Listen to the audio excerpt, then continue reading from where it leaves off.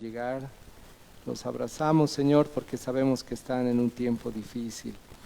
Por todas las personas que están pasando enfermedades y que han terminado sus medicamentos, han terminado sus recursos, Señor. Tú eres un Dios fiel, poderoso, médico, Señor, entre todos los médicos. Bendito, te agradecemos porque tú estás con ellos. Estamos conscientes de que tú estás con ellos, no abandonas absolutamente a nadie. Y también oramos por nuestras autoridades en cumplimiento a tu palabra. Los bendecimos, Señor, y nosotros nos sometemos por tu voluntad a lo que va a venir. Gracias en el maravilloso nombre de Jesús. Amén. Tomen asiento, por favor. Nuevamente bienvenidos. El día de hoy vamos a continuar con el libro de Marcos. Con el libro de Hechos. Ya hemos terminado Marcos. Hemos empezado hace más o menos 2 semanas el libro de Hechos. Y hoy vamos a compartir la primera parte del capítulo 3. Todos los que hayan traído su Biblia, por favor, vamos a ir a la primera parte del capítulo 3 de Hechos. El día de hoy hemos titulado a la prédica, al compartimiento, cuando el poder apunta correctamente, y vamos a ver cómo va el milagro directamente a Cristo. Y este compartimiento está enfocado a poder ver qué dice la palabra, porque muchos de nosotros realmente hemos crecido un poco como plantitas, ¿no es cierto? Hemos tenido varias necesidades que en algún momento tal vez el Señor ha saciado, pero en otras no.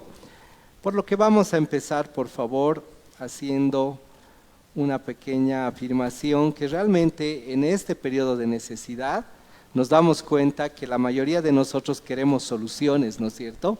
Queremos lo más rápido posible y decimos, ¿por qué no hacen esto? ¿Por qué no hacen lo otro? Y cuestionamos a la autoridad. Y no es que esté mal en sí mismo, pero eso responde a nuestra naturaleza. Y olvidamos que Dios tiene un plan que se va a cumplir a pesar del dolor humano, a pesar de que nosotros estamos ya entrando en una época muy difícil. El plan del Señor va a ir hacia adelante.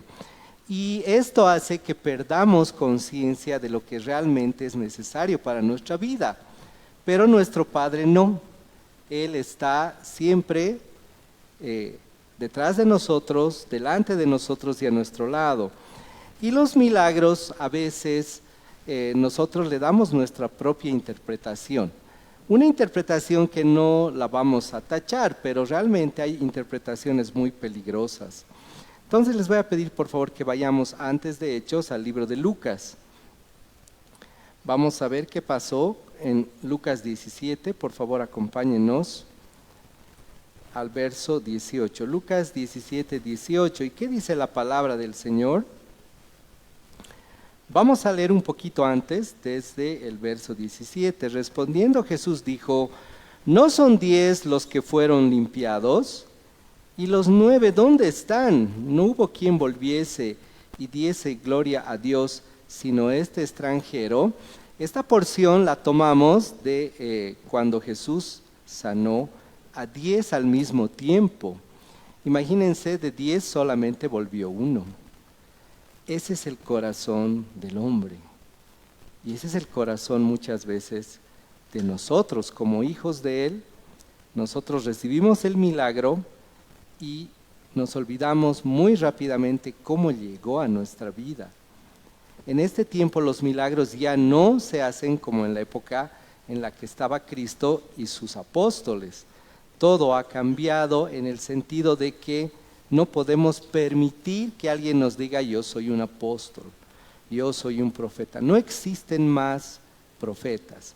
Estamos entrando a la época de los falsos profetas, falsos maestros y falsos apóstoles. Y eso es algo que nosotros hemos decidido compartirlo desde acá, a pesar de que no es fácil.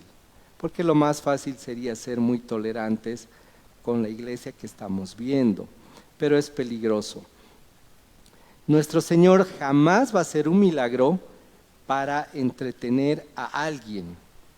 ahí es donde nosotros tenemos que tener nuestros sentidos muy agudos, porque vemos que siempre la iglesia se ha caracterizado por decir campaña de milagros, venga a recibir su milagro. Y no estamos cuestionando que Dios lo puede hacer, sino que no es la manera. Esas personas lo único que querían era llenar un lugar y tener ovejitas. Y nuestro Señor jamás hizo eso. Él no hace milagros para entretener a nadie. No hace milagros para consentir a nadie. Entonces hemos tenido que cambiar nuestra forma de ver los milagros. Y vamos a recordar un poquito lo que ya vimos en Marcos. Por favor, vamos al libro de Marcos, capítulo 9. ¿Qué dice la palabra de Dios en Marcos 9, 28 y 30? Esto ya lo hemos visto. Gracias al Señor hemos podido completar este maravilloso libro. Y vamos a recordar un poquito qué dice la palabra. Marcos 9, 28 al 30, por favor. ¿Qué dice la palabra? Cuando él entró en casa, sus discípulos le preguntaron aparte, ¿por qué nosotros no pudimos echarle fuera? Y él les dijo, este género con nada puede salir, sino con oración y ayuno. Una vez más, damos contexto. En esta porción de la palabra, el Señor Jesús liberó de demonios a los endemoniados gadarenos, ¿no es cierto? Entonces, perdón, es el espíritu mudo, me confundí. ¿Y qué pasó con los discípulos? Ellos tomaron la iniciativa de querer hacerlo. ¿En qué? En sus fuerzas, creyendo que haciendo algo ritual podían igualarse al poder del Señor, y se equivocaron. Por eso es que no pudieron hacerlo. Y le preguntaron al Señor, ¿qué pasa? ¿Por qué nosotros no hacemos lo que tú haces? Y el Señor Jesús les explicó que aquí hay un elemento importante. Les dijo, este espíritu con nada iba a salir, pero puede hacerlo con mucho ayuno y oración. Y este es un llamado para todas las personas que inconsciente o conscientemente buscamos un milagro. Tenemos que remitirnos inmediatamente a la palabra del Señor, porque a pesar que nuestro nombre no esté escrito en la palabra, nuestra situación sí va a estar, porque ese es el poder de la palabra del Señor, que se puede aplicar a todas las situaciones que nosotros estamos viviendo. Eso no lo hemos previsto nosotros. Por eso este libro magnífico nunca va a poder ser descartado. Por años han tratado de cambiarlo. Lastimosamente ahora tenemos ese peligro de muchas editoriales que sacan su versión, y tenemos que también tener cuidado. Hay una maldición sobre cambiar, alterar, quitar o reducir la palabra del Señor. Entonces nosotros tenemos que tener ese cuidado. ¿Por qué? Porque vamos a estar en un grave riesgo. Y no es prudente hacerlo porque no tiene sentido. La palabra del Señor se explica sola y se sustenta sola. No necesita de eruditos, no necesita de nuevas interpretaciones. Y con esto no estamos descalificando a personas que se preparen. Todo lo contrario, si lo hacen en el Señor va a ser de bendición. Pero justamente el Señor nos va mostrando que Él no hace las cosas para satisfacer apetitos personales. Vámonos por favor a Juan. Enseguida entramos ya en materia, pero vamos a leer estos versos preliminares. Vamos a ir a Juan 20, por favor, acompáñennos al libro de Juan en sus Biblias. Vamos a ir a Juan capítulo 20 y leeremos por favor del 30 al 31. ¿Qué dice la palabra del Señor? Hizo además Jesús muchas otras señales en presencia de sus discípulos, las cuales no están escritas en este libro, pero estas se han escrito para que creáis que Jesús es el Cristo, el Hijo de Dios, y para que creyendo tengáis vida en su nombre. Entonces podemos ver que el propósito de los milagros no había sido satisfacer a la persona que evidentemente está dolida y evidentemente está necesitada. Y una persona en situación de necesidad, dolor y enfermedad dice, ¿por qué no recibo sanidad? ¿Por qué Dios es malo? A ese punto llega nuestra ceguera por la necesidad. ¿Y cuál es el trabajo de los hijos de Dios? Explicar que no funciona así. Yo no me puedo callar. Si yo escucho que una persona dice Dios es malo, no me puedo callar. Yo soy su hijo y debo hablar bien de mi padre. Y le explico a la persona con la palabra que el Señor tiene que tener un proceso necesario en cada vida para poder darle el milagro, ¿no es cierto? Entonces nosotros vemos en la palabra del Señor que Cristo sí hizo los milagros en presencia de los discípulos. Era necesaria una nube de testigos, como dice la palabra. En algunos casos fueron solo los discípulos y las familias, pero en otros casos hubo más testigos, ¿no es cierto? El propósito nunca fue mostrar ni demostrar, hacer demostración de poder, sino era realmente que nuestro Señor en su misericordia lo hizo. Y lo hizo para que los discípulos tengan una noción de quién era Él, quién es Él. Dice la palabra, que crean que Jesús es el Cristo, el Hijo de Dios, y para que creyendo tengáis vida en su nombre. Lo que nosotros vamos viendo en la palabra es que es más importante la vida eterna que esta vida. Pero nuestro cuerpo no quiere hacer eso. Nuestro cuerpo nos lleva a satisfacer cosas banales. Y creemos que podemos engañar al Señor y no lo podemos hacer. No lo podemos hacer. Esta vida no importa. Pero nosotros tenemos la responsabilidad de demostrar en nuestros actos. ¿No es cierto? Nosotros tenemos que demostrar que la presencia del Espíritu puede llevar a cualquier ser humano a llevar una vida ordenada y disciplinada. ¿De qué sirve entonces que Cristo haya llegado a nuestra vida si no nos podemos animar a hacer eso? Y nuestra tarea empieza, por supuesto, en casa. No se olviden que Cristo, una vez que comenzó su ministerio, su familia fueron los discípulos. En nuestro caso, nosotros no perdemos a nuestra familia por estar entre la congregación, ¿no es cierto? Pero tenemos que conocernos. Tenemos que aprender a tener unos lazos diferentes, no como el mundo los hace, ¿no es cierto? ¿Cómo puede una persona conseguir trabajo en la actualidad en Bolivia? No estamos hablando del extranjero. En Bolivia, ¿de qué sirve tener 10 especialidades y maestrías y hablar 3 idiomas? ¿Podré conseguir un trabajo? Es muy poco probable, muy poco probable. Pero si tengo amigos en la política, así no tenga ningún título, voy a tener trabajo. Esa es la realidad, no la podemos disfrazar. Hay profesionales capacitados que están en su lugar, pero son pocos. Y ellos no se pueden ofender y decir, no, están hablando algo que no es verdad. Es verdad. En nuestro país las cosas no funcionan como deberían funcionar. ¿Y quiénes tienen que saberlo? Nuestros jóvenes. Ya nosotros ya hemos pasado esa etapa de decepcionarnos del país.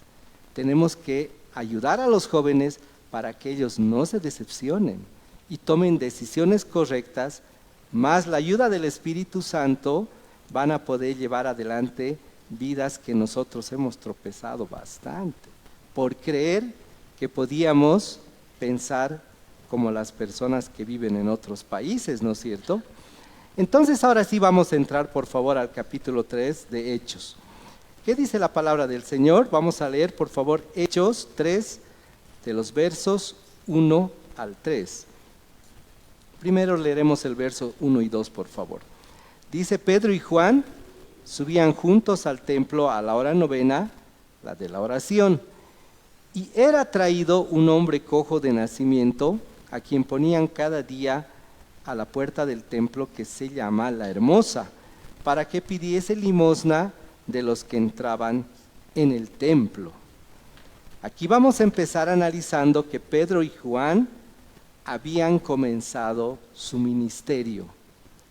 Esto es exactamente después de Pentecostés. ¿Qué quiere decir? Que antes de Pentecostés ellos eran discípulos. Como hemos leído en Lucas, no podían hacer milagros. Estaban en una fase de entrenamiento que no terminó en Pentecostés, comenzó una nueva etapa para ellos y también para nosotros, que aprendemos de lo que el Espíritu Santo hizo a través de estas personas. Vamos a hacer un pequeño acápite. ¿Cuántos han escuchado que Moisés abrió el mar? Es incorrecto. Dios abrió el mar. Moisés solo fue un medio. Pero desde pequeños nos enseñan cosas chuecas.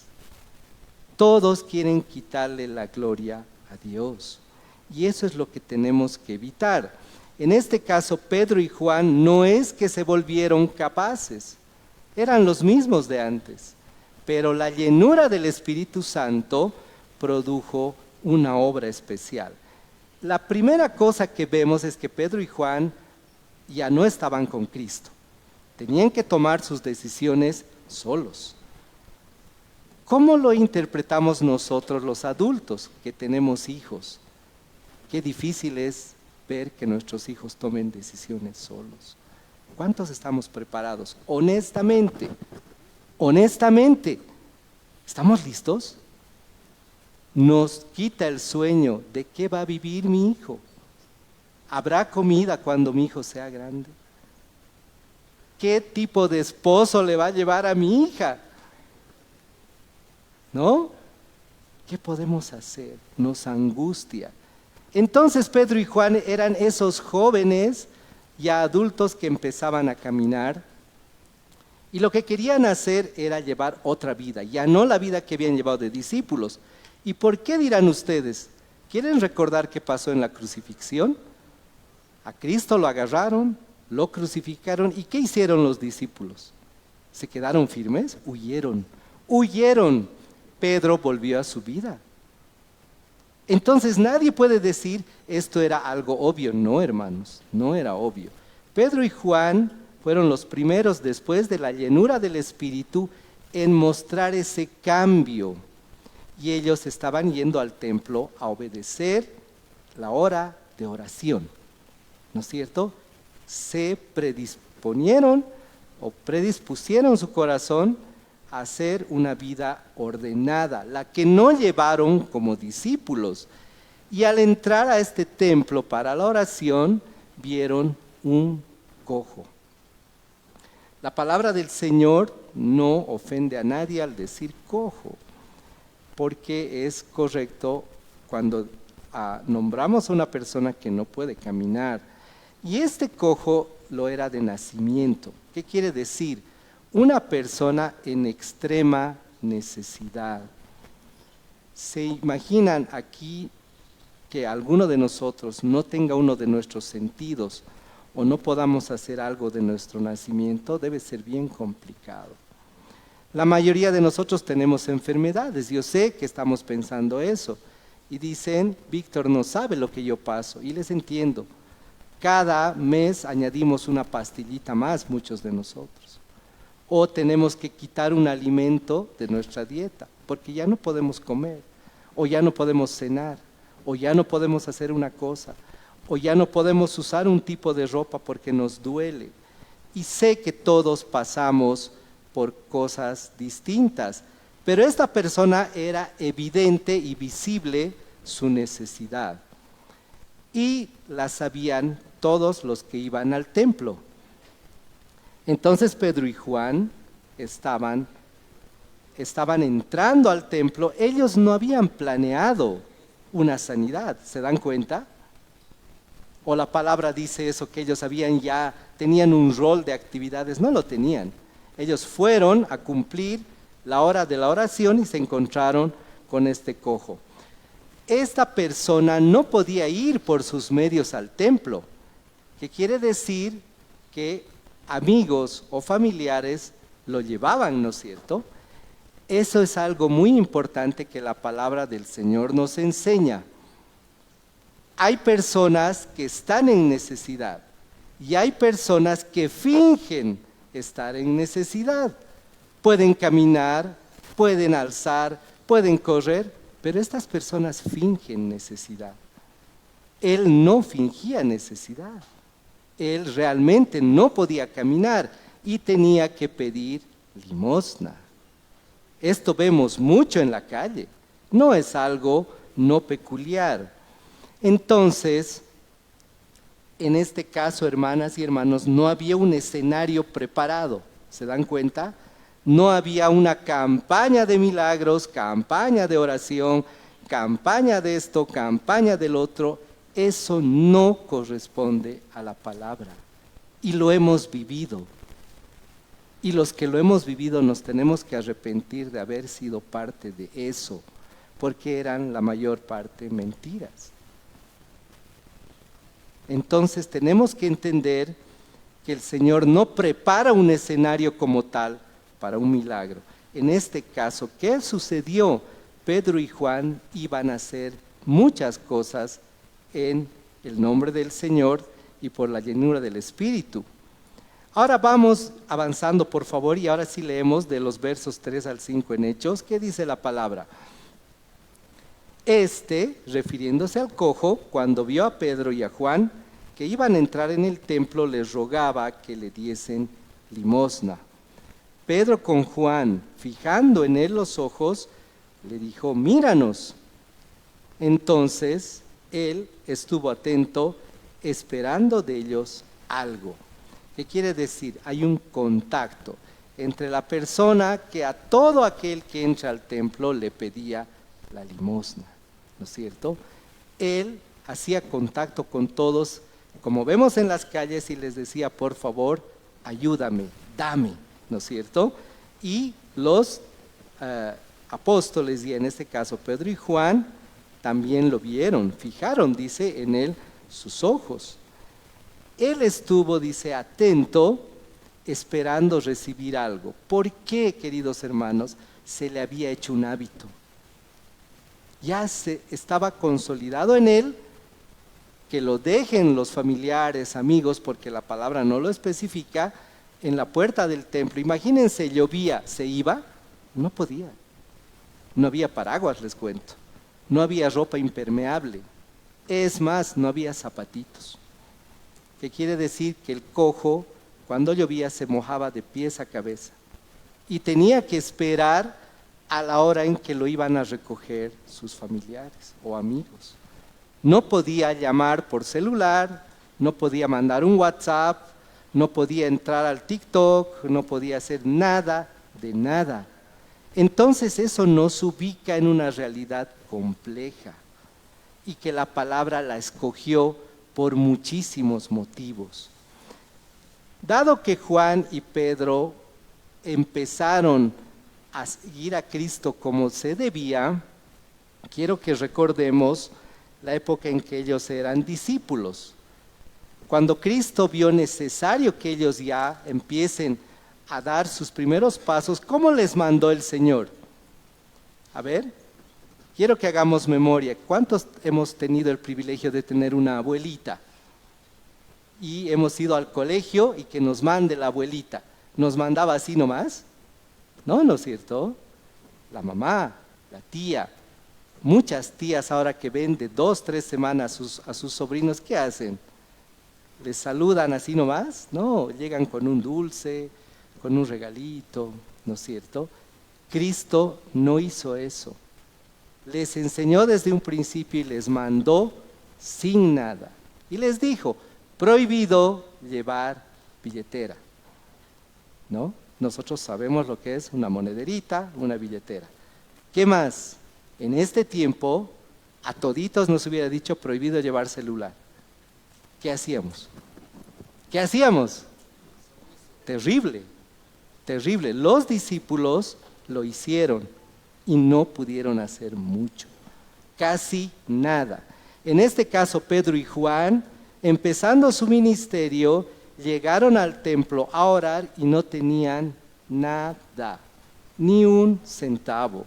No tenían nada de valor en su vestuario. Y eso es algo que a mí me reflexionó mucho, porque hay predicadores que tienen avionetas, ¿sabían? Tienen vuelos pagados, ¿no es cierto? Pueden ir de aquí para allá. Y yo sé que muchos van a decir, ¿por qué estás hablando de esto? Porque Pedro y Juan no tenían. Y hay personas que tienen un vestuario terrible para 30 días al mes, ¿no es cierto? Y es más, si dicen, voy a ir a Yesuma a predicar, tiene que recogerme una limusina negra con 2 guaruras, ¿no? Me tiene que esperar un desayuno buffet, ¿no es cierto? 12 en punto me va a recoger un helicóptero del techo, si no, no voy. ¿Creen o no creen que hay predicadores así? ¡Ay! Entonces nosotros no podemos decir hermanos a todos. Hemos cometido un gravísimo error. Tenemos que discernir. Por eso la palabra nos llama a discernir, no solamente a leer de una pasadita. Tenemos que discernir a quién vamos a llamar hermano. Entonces, el cojo tenía una expectativa limitada. Y él decía, cualquier monedita, por favor, 5 pesos, 2 pesos, 1 peso, 10, mejor si son 20.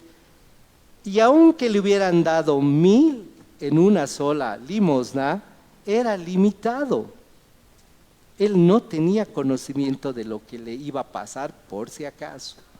No venía de un grupo de oración que le habían garantizado que se iba a sanar, porque muchos han cometido ese error. Y lo hemos visto en hermanos públicamente que han cometido el error de proclamar sanidades y no pasó nada, ¿no es cierto? Por eso lo señalamos en nuestro compartimiento. Entonces, la sociedad, queridos hermanos y hermanas, no ayuda al ser humano. Nos hunde en ese concepto de necesidad con toda su fuerza, porque quiere que creamos que solo el mundo nos puede ayudar, que solo nuestra capacidad nos puede sacar del problema. Quiere que creamos que podemos empoderarnos en todas las áreas de nuestra vida. ¿Y eso qué hace? Mata nuestro espíritu. Nuestro espíritu está enanito, como se dice. Y el cojo no tenía un espíritu fortalecido. Tenía una situación de necesidad que le había reducido en su ser a una persona despreciada, completamente despreciada. Y para él la monedita era lo más importante. Juntaba sus moneditas cada día y se iba feliz a su casa. No pensaba en ser sano. Pero ahí viene la presencia del Señor. Como vemos, queridas hermanas y hermanos, no podemos ver fe en él, ¿no es cierto? No podemos decir era un hombre de fe, era un hombre de oración, no podemos hablar así, porque él estaba reducido. Y eso es lo que nosotros podemos ver cada vez que pasamos por una situación compleja.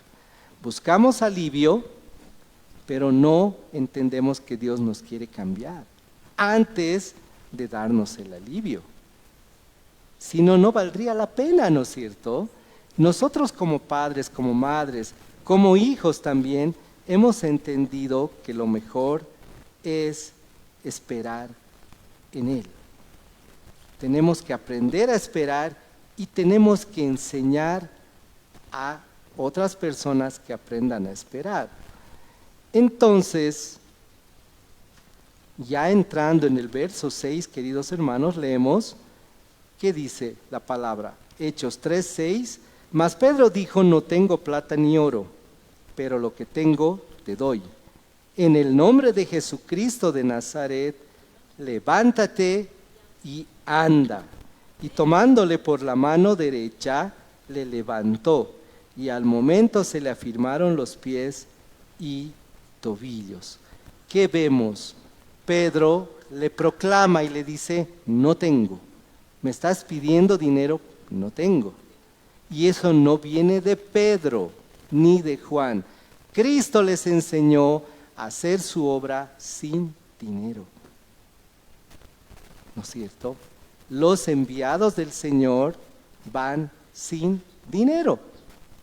Entonces, ¿qué vemos en la realidad que nos rodea?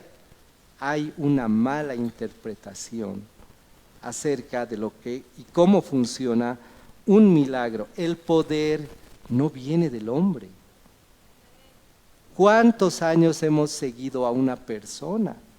Eso es algo que debemos autocriticarnos. ¿Cuántos años hemos escuchado sin reflexionar a una persona? ¿No? Entonces, en este momento vemos cómo Pedro y Juan primero le dicen, estás buscando donde no vas a encontrar nada, no hay dinerito, ¿no es cierto? Pero Pedro y Juan son honestos, porque podrían decir, a ver un ratito, no estará por ahí el Judas, no, no estaba, ya había fallecido, porque él era el que llevaba la plata, ¿no es cierto? Ellos fueron honestos y le dijeron, no tenemos plata, no hay dinero.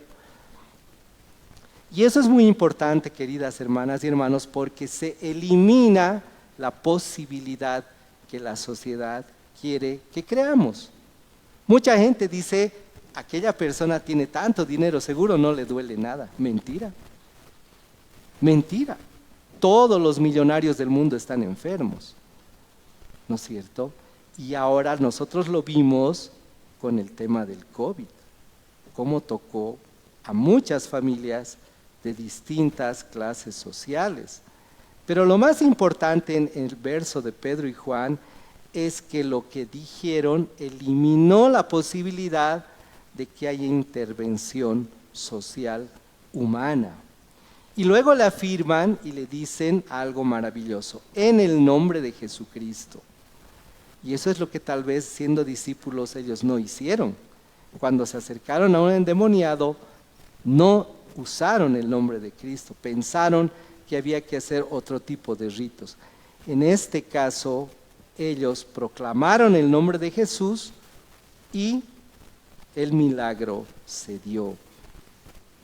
Ellos no actuaron por su propia autoridad. Ya sabían que tenían que hacerlo.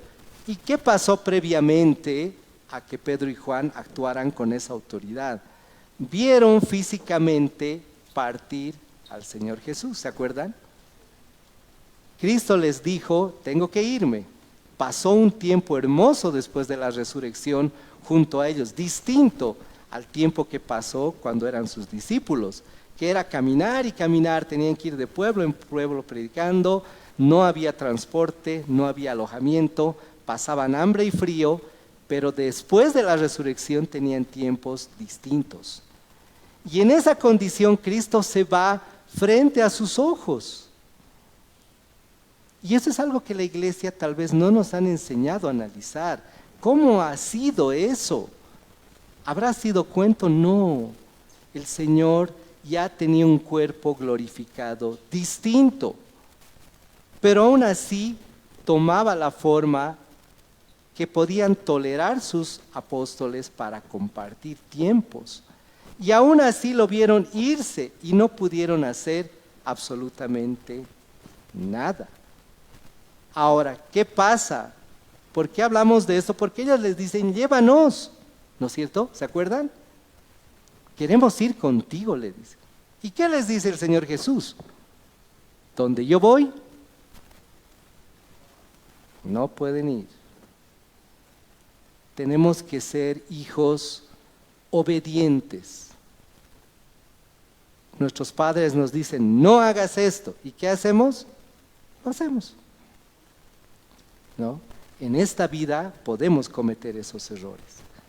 Pero el Señor Jesús les mostró la antesala de la vida eterna. ¿Quieres ir?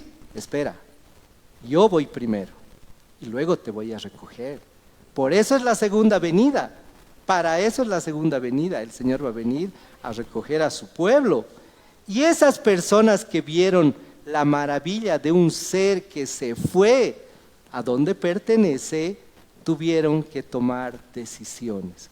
Una de esas decisiones es, en el nombre de Jesús, no tengo oro ni plata, pero lo que tengo te lo doy. La llenura del Espíritu. Entonces un milagro depende de eso. La obra del Espíritu no es la obra de los hombres. Y ellos no estaban emocionados, por si acaso, no estaban motivados, ¿no es cierto? Han visto cuando convocan a una marcha, lo que estamos viviendo, ¿no? Ya sabemos cuál es la motivación, ¿para qué la vamos a decir? Sabemos que hay una motivación, ¿no? ¿Y cómo va la gente? Así, ¿no es cierto? Gritando, agarra tu palo, agarra 2 palos, listo. Ellos no estaban así. No tenían idea de lo que iba a suceder. Y fueron a cumplir la hora de la oración, y por eso es que no había nada de emoción en ellos. No estaban preparados emotivamente para algo así. Y tampoco tenían técnica, por si acaso. ¿Qué quiere decir? ¿Cómo va una persona a su trabajo? ¿Cómo va? Tiene que llevar lo que necesita usar para trabajar. ¿Se imaginan un jardinero que vaya sin su tijera? Si se ha olvidado la tijera, va a tener que arrancar con la mano y no va a poder hacer un buen trabajo.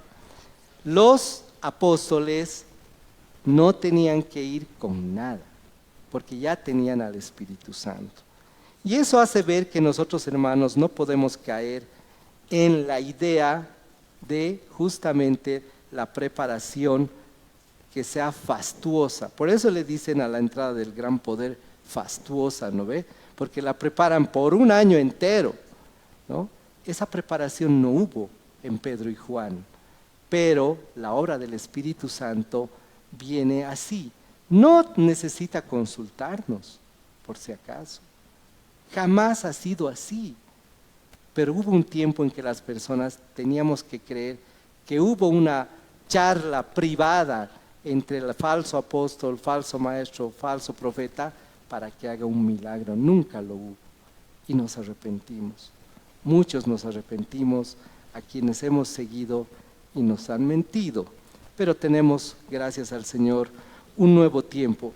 El poder de Cristo sí puede operar a través de un ser humano.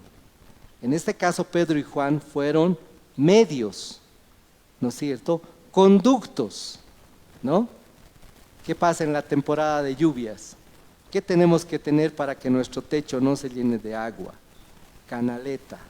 Eso fue Pedro y Juan, hablando muy sencillo. Unas canaletas a través de las cuales el Espíritu Santo derramó su poder. En cambio ahora, si alguien, una persona, hace algo destacable, quiere que le saquen fotos, quiere salir en todo lado, y eso no sucede con el Señor. El poder del Señor no está a la venta, no es algo negociable, y es algo que nosotros como hijos lo tenemos que enseñar. No podemos callarnos. Y esta obra que fue sobrenatural, nadie la podía negar. ¿Por qué? Porque justo en el verso 6 y en el verso 7 leemos que los apóstoles Pedro y Juan lo tomaron de la manito, le hicieron parar y dice la palabra que se afirmaron sus tobillos, ¿no es cierto? Imagínense toda una vida de no caminar, ¿cómo estarían esos tobillos? ¿No es cierto? Esos músculos. Entonces no vemos un solo milagro. No podemos ser tan limitados. El Señor trabajó músculos, tendones, arterias, venas, cerebro, todo eso. No hizo un milagro pequeñito, ¿no es cierto? Hizo un gran milagro. Y al agarrarle, ¿no? Él, me imagino que se apoyó un poquito en ellos para dar sus primeros pasos como un bebé. ¿Quién se acuerda, hermanos, padres y madres? ¿Cómo han sido los primeros pasos de nuestro hijo? como si nada. Ha sido algo hermoso. Nunca lo vamos a poder olvidar, nunca. Y este cojo, sus primeros pasos, nunca se iban a olvidar. Adulto, imagínense, crecido, y toda la gente que veía por eso estaba atónita, porque nunca habían visto algo así y posiblemente no iban a volver a ver algo así. Entonces, ¿qué hicieron? Vamos ahora al verso 7, por favor. Vamos a Hechos 3, capítulo 7. ¿Qué dice la palabra?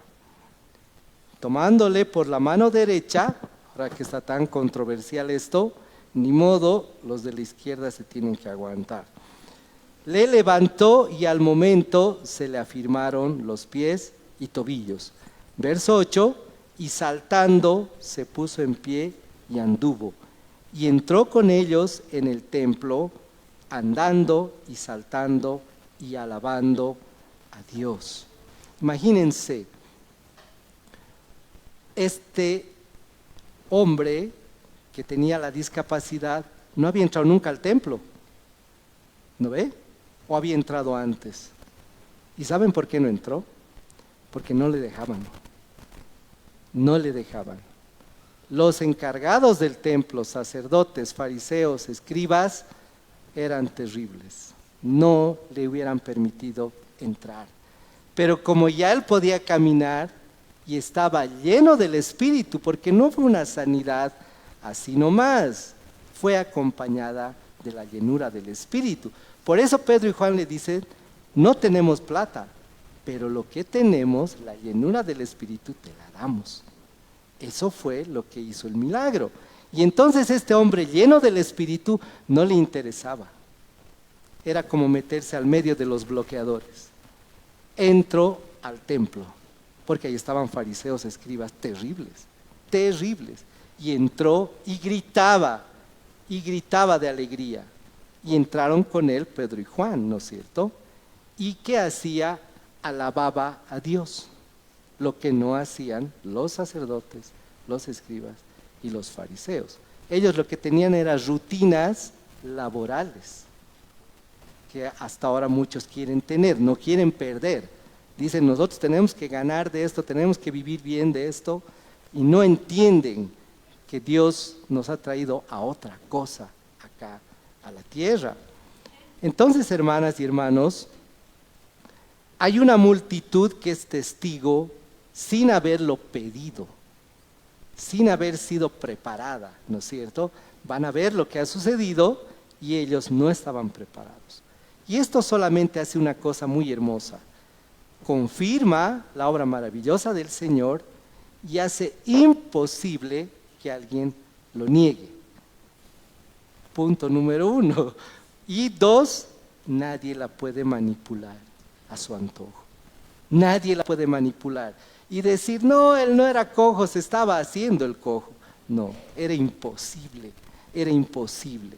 Y Pedro y Juan lo acompañaron, ¿no es cierto?, porque hasta yo pienso que era peligroso que entre. El enfermo cambió de manera inmediata, no tuvo que esperar un tiempito, ¿no es cierto?, porque el gozo era demasiado grande.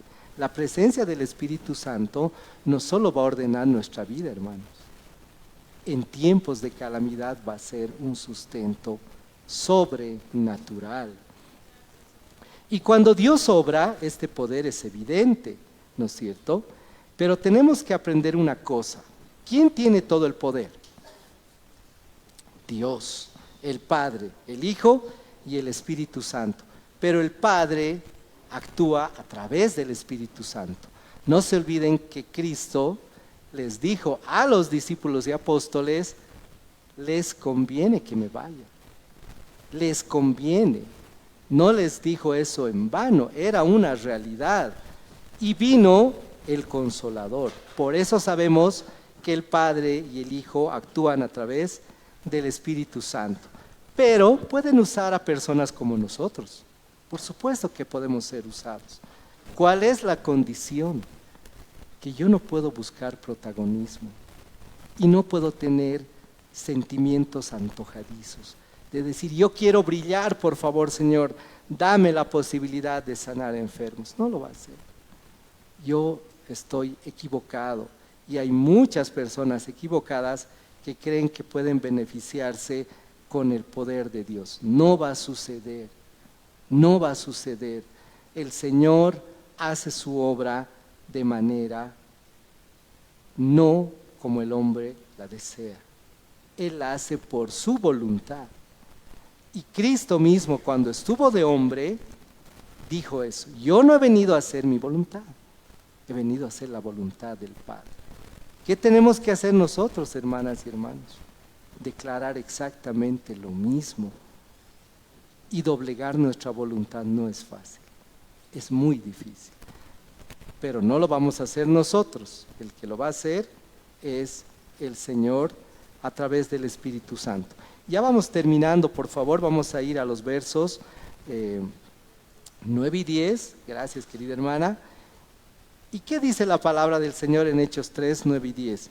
Y todo el pueblo le vio andar y alabar a Dios, y le reconocían que era el que se sentaba a pedir limosna a la puerta del templo La Hermosa, y se llenaron de asombro y espanto por lo que había sucedido. Entonces aquí vemos, en esta primera parte que la vamos a dejar ahí, que la obra del Espíritu Santo es completita, muy completa, ¿no es cierto? Este hombre nunca más iba a ser el mismo, ¿no es cierto? Y entró al templo y gritaba de gozo. Lo más importante que vemos acá es esa nube de testigos. Todo el pueblo le vio andar. Cuando él todos los días era sentado para pedir limosna, todo el pueblo le vio andar. ¿Y qué pasó en los testigos? Esto es lo que quisiéramos compartir con ustedes. Tan tremenda es la obra de Dios que se asombraron, dice. Estaban asombrados. Y luego, ¿qué vino? Temor.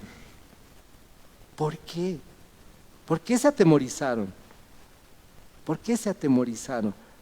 Ninguno de ellos estaba haciendo lo que debería hacer. Esa es la causa del temor. Cuando viene la autoridad y nos pesca haciendo nuestros negociados, ¿qué hacemos? Nos asustamos, ¿no ves? Si todos hubiéramos estado pasando por debajo cositas y cositas, viene la autoridad y todos se quedan calladitos, pero sobre todo viene temor. En este caso, esa presencia hermosa del Espíritu Santo produjo una obra maravillosa y todos estaban haciendo lo que no deberían hacer. Y se asustaron. Y dijeron, ¿qué van a hacer con nosotros? Pero no pasó nada de eso.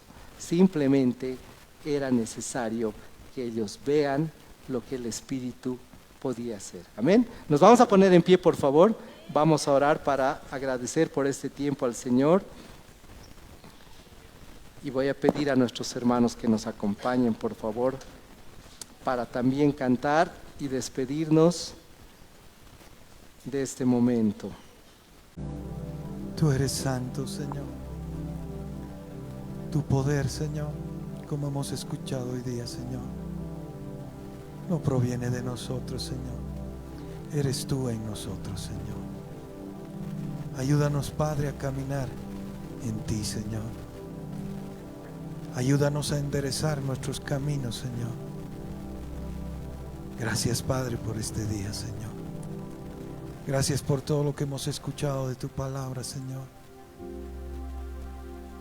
Te hemos alabado, Señor. Te hemos dicho, tú eres santo, Señor. Rey de reyes. Gracias, Padre, por este tiempo, Señor. Gracias, Señor.